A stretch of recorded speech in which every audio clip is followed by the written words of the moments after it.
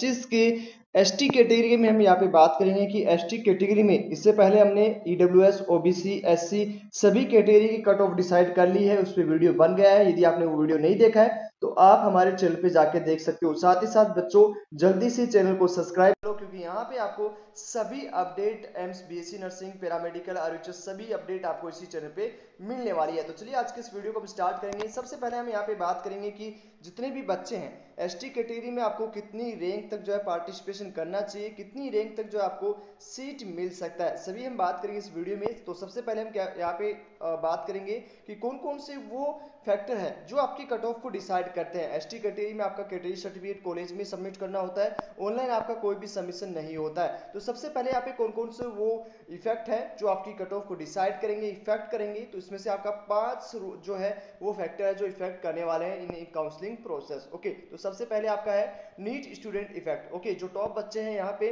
वो लगभग आपको सबको पता है कि जिन बच्चों के स्कोर 550 से 686 के बीच में है, कहीं ना कहीं उसके साथ ही साथ 450, ओके 450 से लेके इस स्कोर के बीच में वो कहीं ना कहीं एमबीबीएस के लिए ट्राई करेंगे। तो जितने भी स्टूडेंट हैं जो एसटी कैटेगरी से बिलोंग करते हैं और जिसके 400 प्लस स्कोर आ रहा है, ओके, तो वो स्टूडेंट कहीं ना कहीं एमबीबीएस में जो है आपका पार्टिसिपेट।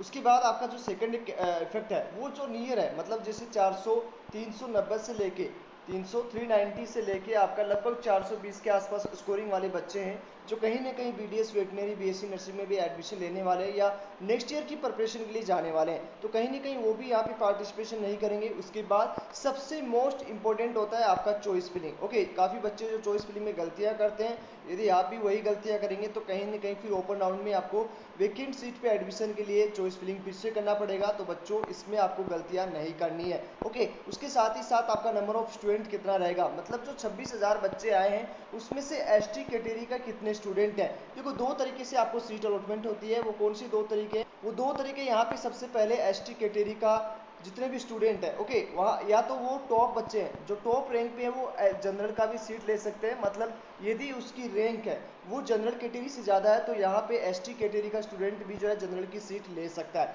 दूसरा, इसमें से जितने भी स्टूडेंट हैं एसटी कैटेगरी के वो यदि टॉप रैंक पे हैं,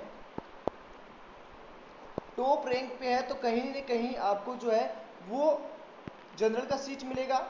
उसके बाद आप यदि कोई सीट वैकेंट रहता है किसी भी कैटेगरी में तो वो भी आप जो है एसटी कैटेगरी का स्टूडेंट ले सकता है। ओके, तो ये ध्यान रखना कि टोटल जो स्टूडेंट है 600, यहाँ पे टोटल जो एसटी के स्टूडेंट हैं उसमें से कितने नीट में जाएंगे ये क्या डिफेक्ट करेगा। जितने से टॉपर बच्चे कितने हैं उसमें से वो जनरल की सीट भी ले सकते हैं। तो ये आपका दो चीज़ें हैं, दो तरीके से सीट डिवाइड होगी। यहाँ पे जो अच्छी रैंक वाले हैं वो अपना जनरल का सीट भी ले सकते हैं और जो कम रैंक वाले हैं, ओके, वो अपनी एसटी कैटेगरी का सीट लेगा। तो ये ध्यान रखना कि 26,000 में से जितने भी बच्चे आए हैं उसमें से एसटी कैटेगरी के कितने बच्चे हैं, क्योंकि आपको एसटी की सीट चाहिए न कि आपको जनरल की, ईडब्ल्यूएस की, ओबीसी की। ओके, तो ये चीज़ ध्यान में रखना कि यदि आप एसटी कैटेगरी से हो तो सिर्फ एसटी कैटेगरी के बच्चों को ही आपको फाइंड आउट करना है। अब यहाँ पे कितना टोटल बच्चा है उसकी हम बात कर लेते हैं। तो एसटी कैटेगरी के लगभग जो है, सॉरी एससी कैटेगरी नहीं, एसटी कैटेगरी का यहाँ पे, एसटी कैटेगरी का यहाँ पे लगभग जो है 644 बच्चा है। ओनली 26,000 में से 644 बच्चा ही एसटी कैटेगरी का है। तो इसलिए बच्चों पैनिक नहीं होना है। आपकी हाई रैंक क्यों आई है?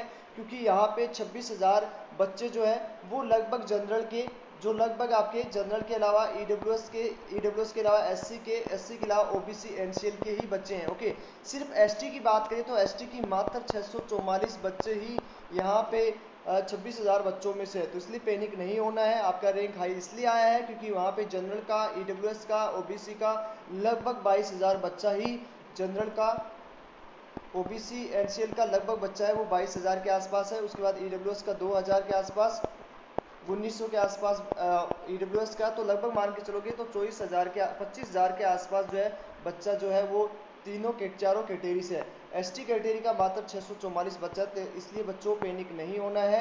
आपके जितने भी स्कोर है आप काउंसलिंग में जरूर पार्टिसिपेट कर लेना। ओके, और यदि आपको हमारी टीम की हेल्प चाहिए जो पिछले 5 साल से यही काम कर रही है तो यहाँ पे स्क्रीन पे चल रहे कॉन्टैक्ट नंबर से कॉन्टैक्ट कर सकते हो। अब हमारी टीम आपकी किस तरह से हेल्प करने वाली है उसके लिए यहाँ पे आपको क्या क्या चीज़ मिलने वाला है। तो यहाँ पे आपको सबसे पहले आपको व्हाट्सएप ग्रुप मिलेगा।